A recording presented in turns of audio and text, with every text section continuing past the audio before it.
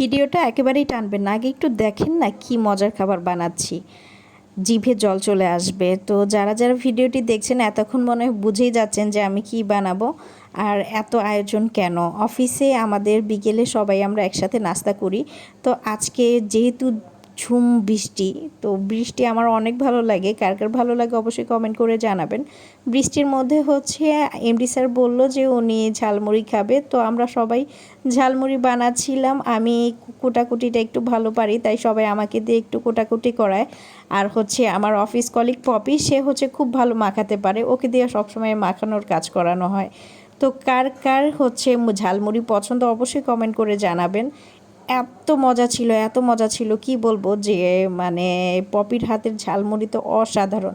আর আমি তো আলহামদুলিল্লাহ খুব ভালো করে চিকন চিকন করে পেঁয়াজ মরিচ সব কিছু খুব ভালো করে কুচাতে পারি। আর সাথে অবশ্যই বোম্বাই মরিচ, বোম্বাই মরিচ ছাড়া তো চলেই না। তো বোম্বাই মরিচ দেওয়া হয়েছে পুরো একটা, কি পরিমাণ যে ঝাল কি যে বলবো।